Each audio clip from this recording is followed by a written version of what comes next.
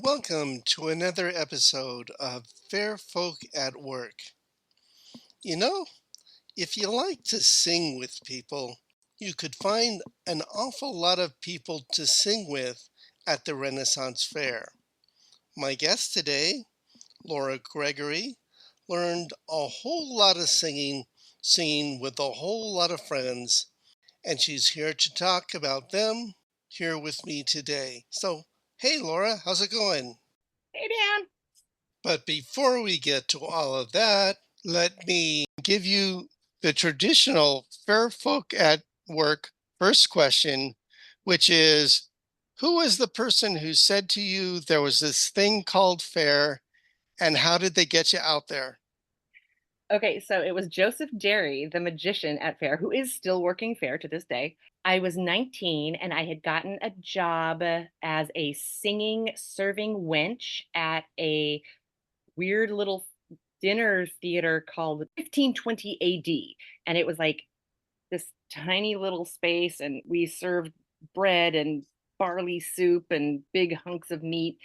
And then we had like a King Henry VIII and his jester and his court magician. And this was the whole show. The court magician was Joseph Derry. I'd been doing this job for a couple of months. And Joseph and I had just barely started going out. And then he said to me, he's like, it's coming on spring, and there's this thing I do on the weekends in the spring. So if you want to still, hang out with me, you probably have to do this thing on the weekends. And I said, oh, okay, what does this thing entail? He's like, well, it's kind of like what we do at work, but totally different and outside and during the day, and it's hot. So I just showed up on the opening day in my little homemade costume that I had been wearing at my job, which I had taken an old tank top and cut it down the front and then poked holes in it and tied it back together with a shoelace to make it look like it was a bodice. It was opening day of the brand new fair at Devore. It was the first day of Devore. So I never made it to Agura. And I walked in that day and I just kind of looked around and I went, well, this is it. I'm home. I belong here. And I looked down at what I was wearing and I hightailed it over to the dye spot and I said, fix me. And from bloomers to hat, I put down my credit card and said, here we go. We're just starting over. So bloomers, two skirts, chemise, bodice, muffin cap, and I was out the door. And I never looked back. 1989, my first year at Fair. What is this body memory sense you first recall experiencing at fair? A body memory sense. Yeah, Well, aside from it being bloody hot, I remember I have a very distinct memory of sitting in the dirt, kind of at a crossroads. And this was, early, early, early that same season, just sitting in the dirt. I was eating one of the cold ice things. They made them in a orange. So you'd have the right. shell of an orange, and it was either ice cream or maybe shave ice or something cold. And I was sitting there just eating it in my hand. I wasn't using any kind of spoon or anything. And so I had the heat of the hot ground under my butt and my leg, eating this freezing cold thing on my face, and kind of trying to make a mess of myself, and of course make a spectacle of myself, because then people would come by and take a picture of that crazy girl in the dirt. And so yeah, that is a definite like body sense memory of that early season. I remember sitting under burlap and looking up at and I was nearsighted and not wearing glasses, and it just gave me this brown and orange and red sort of haze. And then with Amazing. all the dust and heat just around you, Okay, that um, brown and orange haze that you just described is so real. That is such a real feeling. And that the dust coming up and then the burlap kind of the light filtering down through. I can absolutely feel that. Like just that haze of the sunlight and the dust and the late afternoon and the smell of the hay bales. And I'd like to go back to your waitressing career at 1620. Did you get the job at 1620 because you had waitressing experience or no, and it was singing? It was 15, 20. Oh, I'm Excuse sorry. me, 1, 5. No, it was a singing gig. Like, we had to show up and sing, and it was the weirdest thing because the singing wenches, we all kind of did, like, a big opening number. We did that from Oliver, "Consider yourself at home, consider yourself," because that makes perfect sense in the court of King Henry VIII. And then every night, a different one of us would get up and just do a random solo at some point in the night, like, while people were eating their dinner, and I sang a song from the musical Chess as my solo, and my friend Nancy sang, a song from Jesus Christ Superstar as her solo, and then there was another girl there who just would, like, choose just a random pop song, get up and sing, like Whitney Houston or something. It made very little sense in terms of the, theming of the restaurant.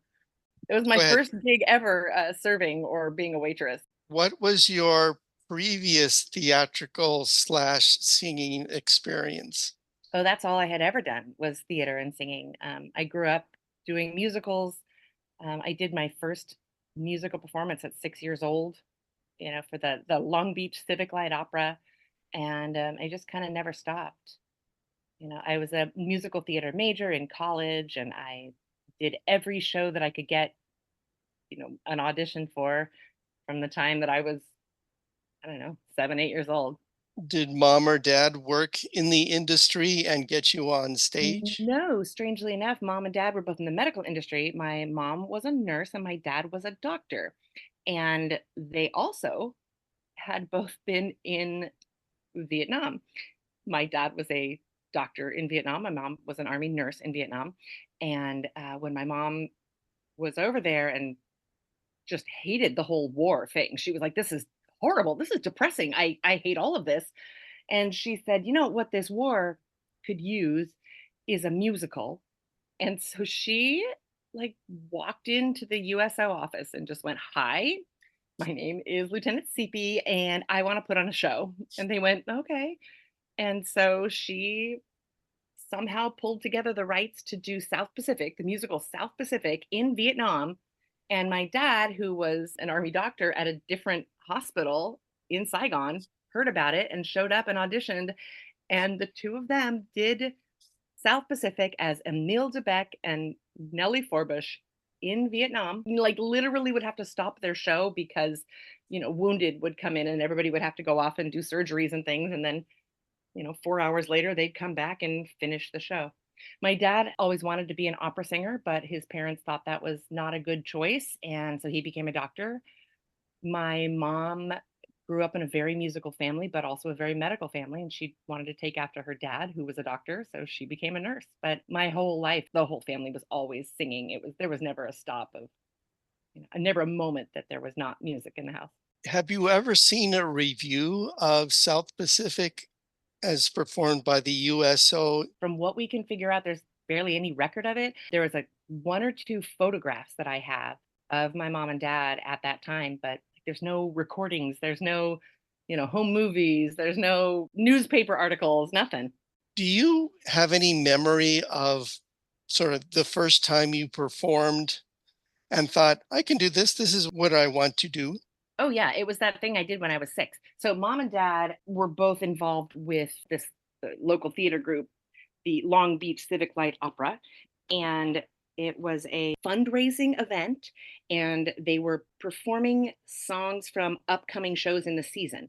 And one of the shows that was coming up that season was The Music Man, and of course The Music Man was going to feature a lot of children. So maybe 4 or 5 of us kids that were kids of adults who were involved on the board or however got to be a part of this fundraising gala evening, and I got to go on stage and sing the Wells Fargo wagon with like 4 or 5 other kids, and I basically felt like a star.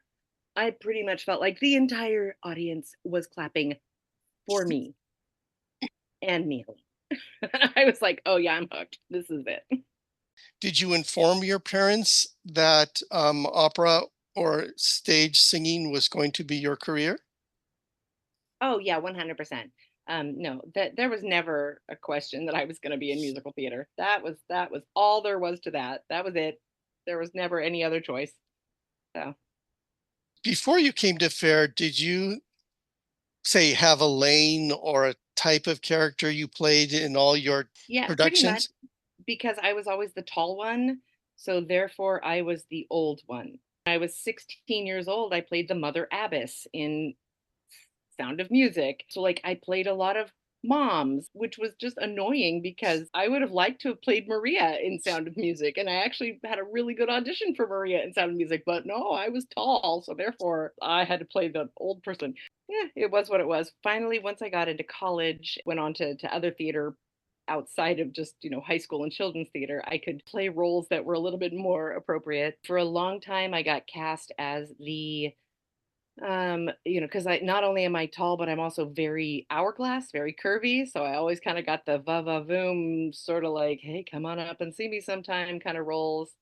The saloon keepers, Mae West type, I guess, which is kind of what I ended up doing at Dickens Fair for a decade when I played Mad Sal, because she's the same kind of a thing where she was the proprietress of the denizens of the docks, and she had her saloon and her music hall and her can dancers, and so she was very much that the hostess with the mostest and the I've talked to a couple of bad cells in the course of this interview.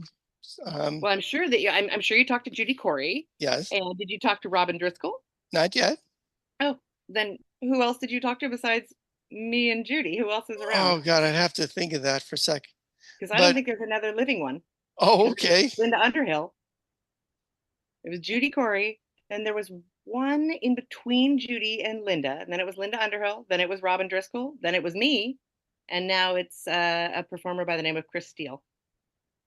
What to you is sort of the core of being a Mad Sal? So Mad Sal at her heart, while she is mad as a hatter and definitely not, a sane cookie, I think at her heart, she wants to welcome people into her space. She wants to have a reputation of being a place and a person who is warm and inviting, even though at the same time, if you piss her off or you cross her, she has no problem in making sure that your body is never found at the bottom of the Thames. So she's this very complex person, very fiercely loyal to her people, and she expects that same loyalty. She would have protected Bill Sykes if she thought that he was innocent. And the fact that she knew that he really did kill Nancy, she would have done anything for him. Nah, she's going to turn him in. So it's kind of fun though because Sal is a fictional character. They're all fictional characters. Sal is not a Dickens character. Sal is a made-up character made up by Phyllis, Ron, and Judy. The three of them came up with Mad Sal. She was not from the Dickens canon. And so it's kind of fun to get to take a character, I mean, if you're playing Little Dorrit or you're playing Nancy or you're playing the Ghost of Christmas Present, there are things that are specific that Dickens wrote about you that you know that you have to portray. Whereas in Sal, it was all up for interpretation any way we wanted it to be. And that's why my Sal was so different than Robin's, and Robin's was so different from Linda's, and Linda's was so different from Judy's. When I talked to Judy, she's sort of like when Mad Sal had quiet moments. Oh, she talked a lot about the quiet moments. She actually gave me a song. Judy gave me a song my first year as Sal, and it took until my fourth or maybe fifth year before I was finally able to work that song into the shows because the people who were directing at that point, they didn't have the benefit of having that conversation with Judy Corey, where she was talking about Sal's quiet moments and Sal's reflective moments. And this song was called For Somebody, and it was a song about this girl who was so downtrodden, and she tried so hard to rise above, but every time that she would, something else would happen. And somewhere I have a recording of us singing it. But anyway, Judy gave it to me and said, I would love for this song to make it back to the South stage. It hasn't been there in 30 years. And I finally was able to get it into the show for I think 2 seasons before the directors went, it's too sad and quiet and boring, and we want up tempo things with people kicking their legs. Okay. I'm going to back up to your first couple of years at Fair. Hmm. Do you remember who were your mentors? Who kind of pulled you aside and said, this is what Fair is, and this is how you survive and perform in this environment? So that first year, I worked with Joseph on his magic show, and I was just in awe of everything. I saw as many shows as I could. I would go see Merry Merchants with Linda Underhill. I would go see Good Company. I would go see anything Dogs and Doublets was putting on stage. I would go see the Jugglers. And I mean, I was in every audience when I wasn't on stage. And then my second year at Fair, I auditioned for one Dan Briggs and got cast as Titania in Midsummer Night's Dream. And that was the same year I met you and Mark and Sarah Kleinberg and Dan and Margaret, and I mean, the whole gamut, Tisha and Jeanette, that whole group of people that have still to this day, been my Fair family. Do you remember specific directions they gave you just before they shoved you on stage? Yeah, kind of. I do remember rehearsals for Midsummer Night's Dream, and I was trying to take it so seriously. I was trying to be this very serious Shakespearean actress, and Dan trying to explain that, we were taking a 2.5 hour Shakespearean play and throwing it on stage in 27 and a half minutes. And we were milking every single ridiculous pun and laugh that we could.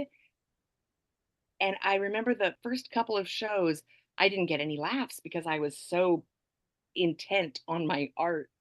And after seeing kind of the insanity that was going on around me, and I remember being backstage at Drury Creek and Dan and Margaret going, "Okay, do you get it now? Do you get it now?" And when I came out for that final show on opening day and I just went for it, like, with the whole thing with we had an audience volunteer who became my ass and I would make him fall asleep on stage and I just went for it in just making crude and lewd gestures and doing the whole silly Fair thing, and all of a sudden there it was, and it was that moment, where I think I looked at Margaret on stage and kind of went like, I get it. But I think that after that 1 year in Dogs and Doublets, I really realized that what I wanted to do at Fair was sing. And I was completely intimidated by Linda Underhill. Like, I just thought she was like some kind of a little goddess, because she looked like this little goddess of Wollendorf. She was 4 feet tall and 4 feet wide, and just this halo of hair and these eyes that pierced through. And I was terrified of her. And then she was holding auditions for Mary Merchants, and I went, I'm gonna go sing for Linda Underhill, and I did it, and she was like, "Oh, you're fabulous, you're in." And all of a sudden, my whole Fair world just changed, and I became a Fair musician and a Fair singer. That was the path that I continued on Do you for the rest remember of if my. Linda Underhill had a specific performance philosophy that she wanted her group to exhibit? Yes, drink heavily and throw a lot of water at each other. And were you able to No, I can't drink and sing. I had never been able to, and so even in those days, Linda would pass around a bottle of something or a flask of something, and I'd be like, "Yes!" and, pass it on without actually drinking from it. The sillier, the better with Linda. And then there were moments that we would sing something in perfect five-part harmony a cappella, and you could hear a pin drop, that it came out of something so raucous and ridiculous and people flinging water and mud all over the stage. And then she would just look and say, Planetary Pact. And we would all just go into this song that would make people weep. And it was a hugely powerful feeling to know that, we could get people from laughing and cheering and stomping on their hay bales to just complete silence and listening to every note. And I think that that was something that Linda had that I don't even know if anybody could teach that, if anybody can ever recreate that. Woman was a force. did she have a set list, or would she just No, sort of make up these? no, we never had a set list. We would just sing whatever the hell Linda felt like that day. Later on, when we became Siren Song, after she kicked all the men out of Merry Merchants, and then we were a 5-woman singing group called Siren Song. And I think our second year of Siren Song, we beat her into the idea of having set lists because like, this is insanity and we don't know what we're singing from minute to minute. So we would actually, like, we put together 3 set shows. Like, This is our 10 o'clock show. This is our 12 o'clock show. This is our 3 o'clock show, whatever it was. We finally had set lists. But even still, if she didn't feel like singing a song, she'd just skip it and throw something else in. And we'd be like, well, all right. It was close. We were close to our set list. Linda was marvelous chaos. Marvelous, marvelous chaos. I'm going to ask this question several times. Okay. When you were singing with Linda Underhill, what songs that you sung gave you the greatest joy? Bells of Norwich. Yeah. Bells of Norwich still to this day is a song that if I need comforting, if I need solace, the chorus of the song, is all shall be well again. I know. And that sometimes you just need that. All shall be well. And I still to this day, my mom recently passed away, and at her memorial, the very last thing that we all did, a bunch of us fair folk, we were just sort of standing around in the bar area, and we just sang Bells of Norwich. And there was like 30 of us that just sort of all went, that's what needs to happen. And we all just kind of fell into this song together. That's a song that will always be very, very dear to me. And Linda introduced me to that song and gave me the lead in that song, which was a huge honor. I think some of the most fun songs that we sang, we had a whole slew of May songs. We have been traveling all of the night and the best part of the day. Oh, and we'd have all these different running around the maypole songs. So those were always just a hoot and a blast. And then I think that my very favorite song that we ever sang was Planetary Pact, which was, I guess, written in the 70s by some hippie folk group. It wasn't a fair song at all, but it definitely lent itself very well to fair. And it was beautiful, and we sang in perfect harmony. And we never were allowed to record it because it was not in public domain. So we don't have a recording of it. It's just, in our memories of how we sound. I've talked to a lot of the dancers, Yeah. and I originally got this question from Mark. How did you balance sort of being period versus being entertaining to a 1990 audience? I think that we did a pretty good job. Linda was pretty strict with our music, and she was extremely strict with anything in actorness. We never had watches on stage. We never had non-period shoes. Nobody had, a nose piercing or a visible tattoo, or, we were very, very strict about that kind of stuff in those days. And our music was always, even though it may not have been perfectly period, it always sounded perfectly period. But Linda was brilliant at these little zingers that she would toss out there. And they were usually like kind of in between lines of a verse, like we'd be singing I can't think of something off the top of my head, but it's like maybe, we're singing a song about bass ale, it is all of delight. The foam it is brown and the ale it is white, or whatever. And then she would just toss something out like yeah, except, like not like Budweiser, and then but come right back in. The rest of us are like, did she just say Budweiser? We're so the audience is like, ha ha ha. But at the same time, she would toss it out and then come right back into being in period character.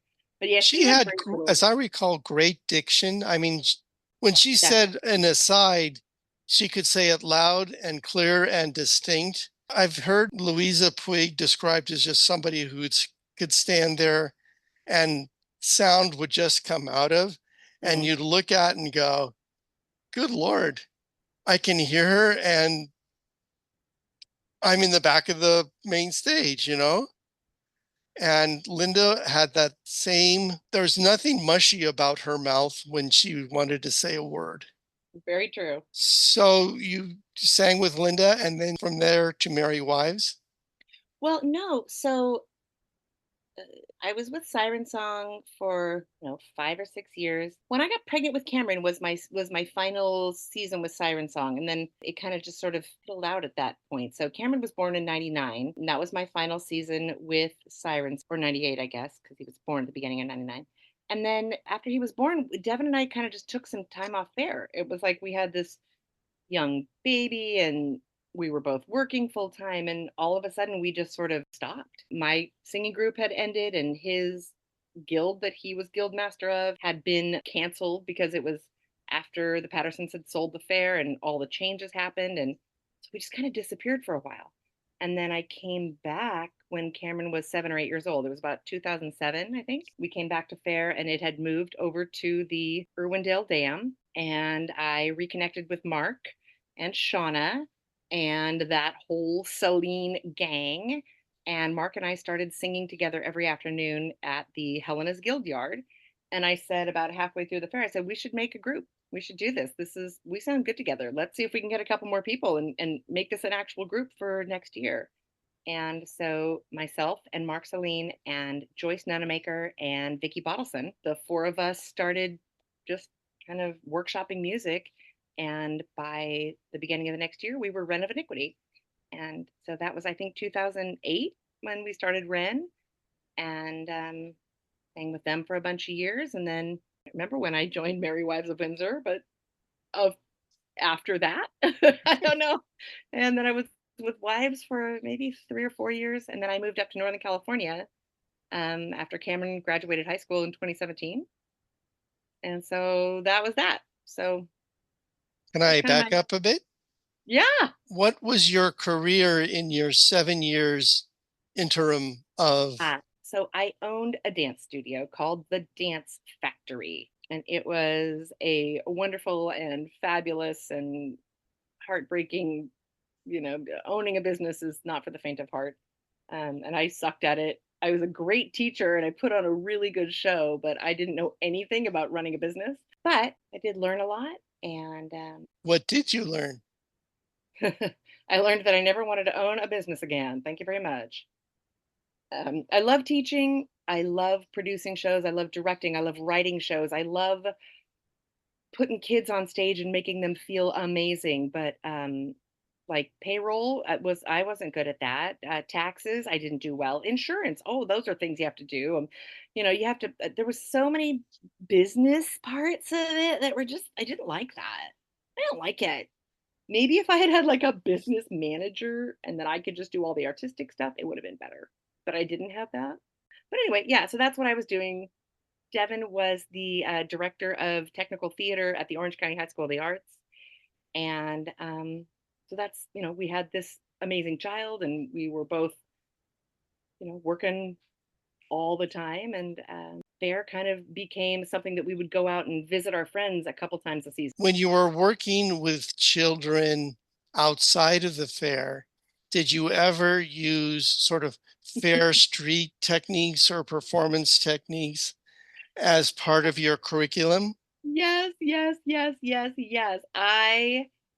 I loved incorporating fair technique into my musical theater kids. In fact, so much so, my sister, who also was in Siren Song and was in a bunch of the Dogs and Doublets shows and etc., she and I would often co-direct things together and co-choreograph things together. We were doing this crazy production of The Wizard of Oz that we had written, and at the end of Act One, all of the different denizens of Oz came out to dance. And we taught 50 musical theater little dance kids how to English country dance. And we had them doing and up a double and back, and up a double and back, and around we go. And then we altered around again, like whatever. And all these kids on stage, and we had them in little bodices and skirts and ribbons flying. And we literally taught them English country dancing from Renaissance Fair years. Every single class, we would start the first 5, 10 minutes with improv stuff that we would learn at fair. Improv games that we did, bunny bunny, and we would pass the sound ball, and we would do all these things that we would do at fair as warm-ups, and I'd have my kids doing them. Improv games and technique and projection and breathing and all the stuff that like When I was doing on the daily. storytelling at the library with little kids, Mhm. we did big face, little face. Right. Kids like to do big face, little face. It's so much fun. And then we'd climb an imaginary rope ladder. Oh, that's a good one. And I would often do that Yeah. kind of thing. Now I'm going to make a little transition here. One of my premises of this podcast is that there are people who are doing fair now that never heard of Phyllis Patterson and Mhm. never heard of Agora, but are still doing. And it's part of the genius of the Pattersons that they set something up 60 years ago that people are still doing. It's fair day. The Queen's coming. You're here to buy stuff and just have fun. Right. And there are variations on how period you want to be with your costume and your entertainment. But basically, they got some things really right. And so the fair is sort of replicating itself, sort of each generation. I think in a lot of ways that's true. I think there are people still out there doing the work and doing the magic and making things truly beautiful and making things that are truly period and that are, yeah, a lot of it is a fantasy fair, a pop-up tent selling stuff from Amazon. Like I get it, like it's out there, but there are those little pockets that are still the people who want to make Phyllis's dreams reality still, and that I think that's important for us to continue to still look for those people and look for those moments. And to me, the fact that this little thing that Phyllis and Ron started has created so many thousands of copycat fairs across the world, that's a huge testament to the fact that they were onto something amazing and magical and perfect. And like I said, I didn't ever get to do Agora, but I did know Phyllis, and I did actually get to work with her and near her and around her. And when Devin and I were first together, he actually was working during the week as Phyllis's assistant during Southern Fair. So, I would be up there at the house in San Bernardino where Phyllis was, little like home of operations during the run. Did she ever talk to you that you remember about why I'm doing this or just, No, it was never like that. Like I never got to sit down and have a glass of wine with her and just have a quiet personal time. mhm. 'Cause when I was there, if I was there with Devin, it was because he was working and I was like, "Oh, I'm gonna help," because he was doing a lot of like the cooking and I'm gonna go do all the shopping at Costco this week. And so, I mean, I was more just like a person who was there, but I did spend a lot of time in her presence and hear her run meetings and hear her talk to people and make phone calls and oh, I'm getting ready for this radio interview, or oh, these people are coming this weekend. Or one of the years that I did Northern Fair, I had had knee surgery and so I couldn't easily make it up to the end of the world or to any of the stages. So Catherine Zapata had me work as the hostess of the Royal Pavilion, which was the kind of like VIP area at horse tourney, right at the beginning of fair before you have to go through the serpentine and all the way up to the top. And so I just sort of like lived there in that VIP area. And again, Phyllis was in there daily. So I would be the one, making Phyllis's tea in the morning and getting her croissants and her muffins and, really getting to kind of be a fly on the wall with her and her VIP guests that year. That was fun. But yeah, I think I've worn a lot of different hats at the fair, but 90% of them have been in the performing world of it. Then this very last year of Dickens, last year, Mark, Celine, and I wrote a show together and put it up on the V&A stage at Dickens Fair. That was a crazy fun thing to do. I co-directed a show with Mark. Like, what? How full circle could that be? That was pretty amazing. I know Mark likes songs that tell a story. Hmm.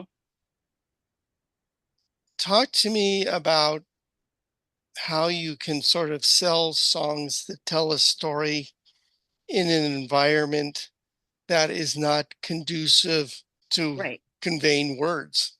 Um, I think that somehow with Ren of Iniquity, and now they're called The Story Wrens, we hit a sweet spot. And I don't know quite how Mark made this happen, but people would actually sit and listen to a whole set of songs that were narrative and weren't just jokes or puns or, pretty sounds. And I am a musical theater performer at heart. Like I'm going to get on a stage and I am going to tell you the story of what I'm singing. First and foremost, I consider myself a storyteller. And so if I'm singing a song, I tend to sing from lyrics and then think about it musically because I'm much more of a writer and a poet and a storyteller, I think, than I ever consider myself to be a musician.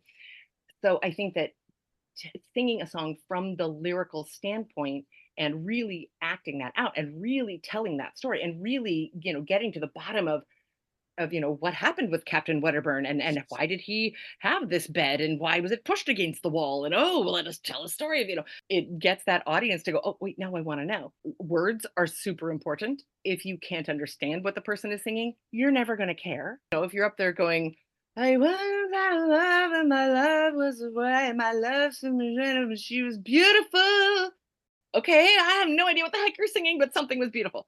So Mark and I were sticklers about pronunciation and diction and making sure that all of the bunches of words in our songs were, legible. Legible? That's not the word I like. That's when you're writing. Your writing is legible. What is it? Audible?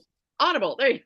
But yeah, I think that that's a big part of it. I think also singing on smaller stages helps that kind of an act. We would sing on like the Royal Music Stage, which would have 20 hay bales, as opposed to the Rogues Reef Stage, which has 400 hay bales, and getting a smaller, more intimate crowd who really wants to listen to what you're singing and what you're telling and the story that you are giving to the world. And yeah, we weren't raking the money hand over fist like, the Poxy Boggarts and the Merry Wives do, because they have these huge shows that are crowd pleasing and funny and naughty and, et cetera. And the end of those shows, those baskets are overflowing with money. We'd be really excited if we got off stage and we were like, oh my gosh, someone gave us a five. What? Oh my God, that's amazing. Like we could split a single cup of coffee. Like, but it was never about the money when singing with Mark. Mark is so brilliant. I mean, Dan, my God, Mhm. this man's brain. It's unthinkably brilliant. And it was always about the storytelling and always about the music. And he could find chords that the rest of the world would never have thought to put those notes together and make them sound that way. And he'd be like, no, this is going to be good. And it would somehow work. And his musicianship is unparalleled to anyone I've ever known. It was always a treat and an honor singing with him. What were your favorite Ren songs? My very, very, very, very favorite Ren of Iniquity song ever was a song called The Healer in the Wood. And it was a song that our friend Amy actually kind of wrote for us. She put these lyrics to a tune that I guess has been around. I wasn't familiar with the tune, but she wrote an entire story about this soldier who's wandering on his horse. He's wounded and he's probably going to die. And then he sees this light in the forest and he stumbles up to this light and he realizes that it's this magical healer. And she takes him in and she heals him overnight. And he falls in love with her. And she's like, my dear, I am just the healer in the wood. You have a long journey to go on. You can't stay here. I love you. And I'm so happy that, we had this night together and I healed you of all your wounds, but your horse is there. Go on, keep going. And every time we would sing it, I would just get just chills up and down my body. It was so beautiful and the story was so just gorgeous, and it's still honestly to this day one of my favorite songs to sing. And like if I'm up in Occidental at Mark and Shauna's house and Vicky's home, and like 9 times out of 10 we'll be like, let's sing healer, and Mark will just pull out a mandolin and we'll just start singing. And Does Shauna pull out a harp? she did not play harp on that song because Oh, she sang harmony on that song. But yes, there are many nights in the Celine household where it's just people just have instruments. Shauna's harp is always right there, so it's never more than, a few feet away from her at any given time. So she can always just start playing harp. And there's I mean, you've been there. There's instruments on all walls at all given points. There was one night I remember Jeanette and I just sat there counting how many instruments were in the room, and we came up with like 47 or something. It was ridiculous. But I think that there's nothing better than a night of music at the Celine house. is there Talk a about music that makes me feel good. Music that makes me happy is sitting in the living room at Mark and Shauna's and just singing whatever comes to mind and playing whatever comes to mind. And then that's, I think, the music of my life that has made me the happiest. And Mark and Shauna have become, two of the dearest, most treasured people in my entire life. And to think that I first met these people in 1990 in San Bernardino at the Renaissance Fair. And here we are 2024 and they're still my heart and soul, like, that's a pretty good run, you know? I'm kind of running out of things to say. When you were kind enough to say, yes, I'll talk to you, Yes, was Dan. was your next thought, I got to be sure to mention so and so or such and such? And so this is your time to. Well, my first thought was, why would Dan wanna talk to me, and why would anybody wanna listen to me talk? Because that's just generally how I look at myself, and I think nobody wants to hear me. But then once I got past that, you know, I knew that I wanted to talk about Linda, and I did that. I knew I wanted to talk about Phyllis, and I did that. Mark and Shauna have been some of the biggest influences in my musical career throughout everything, all my fair years. They've been to support me in things I've done outside of fair. They've always been there for me. And yes, I did. I sang with the Merry Wives, and I love those women. I think Heather Green is a genius.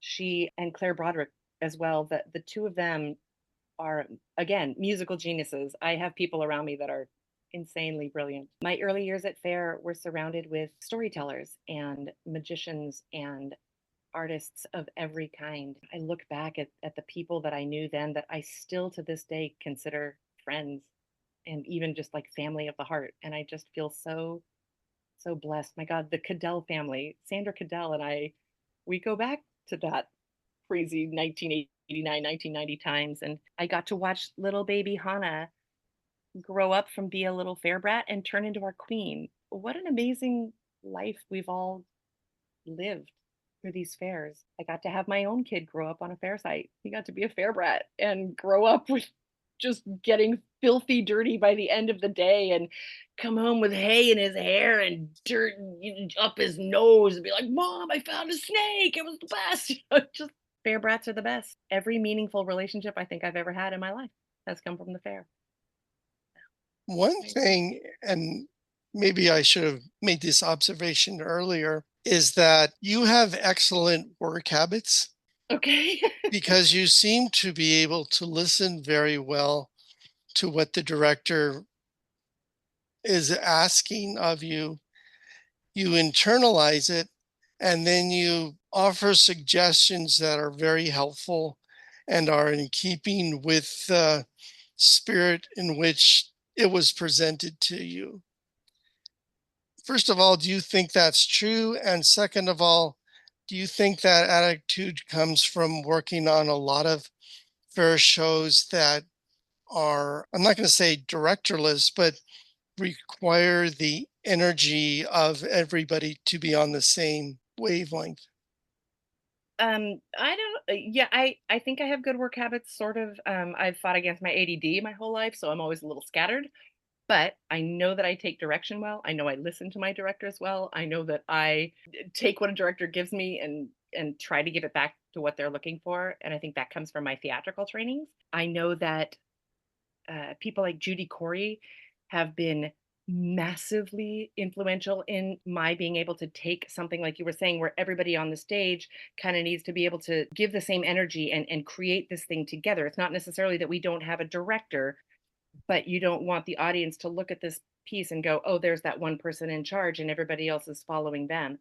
And I learned a lot of that from Judy. Judy is the ultimate, why she may be the lead and the director and everything else, but she is going to give and take on stage to the point where she's giving back to all of her fellow performers the way that you want to be given to. And I think that I was able to take stuff that I've gleaned from her and her brilliance and her mastery and take that like into my Mad Sal role, because yes, Mad Sal has to be in charge of that stage, but every other person on that stage has to have the same level of commitment and energy, or else the whole show falls apart.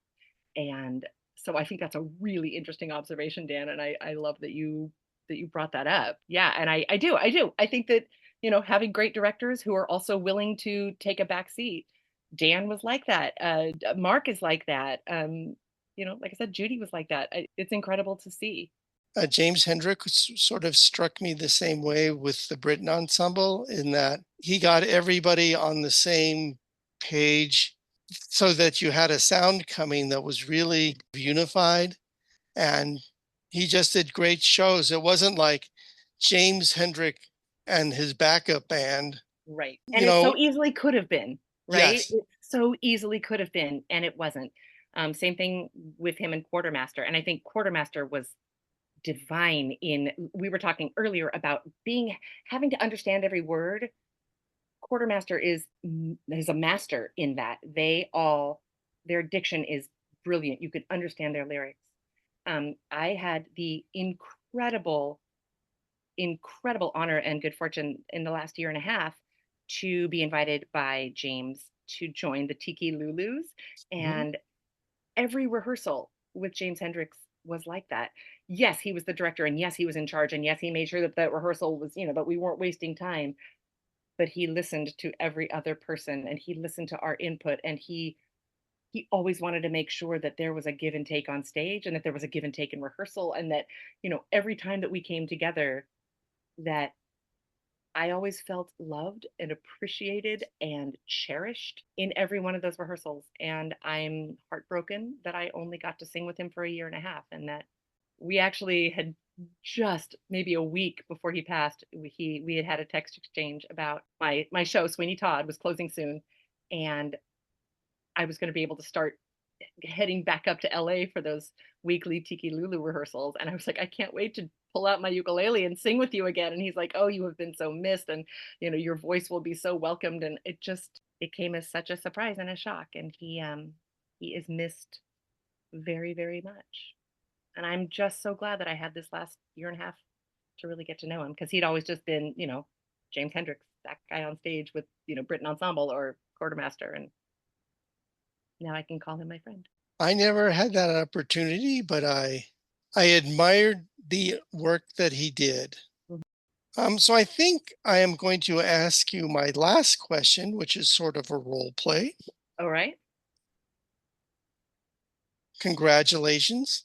You have just been awarded the highly coveted Phyllis Patterson Award for Lifetime Achievement in Fair Skills Applied to Life.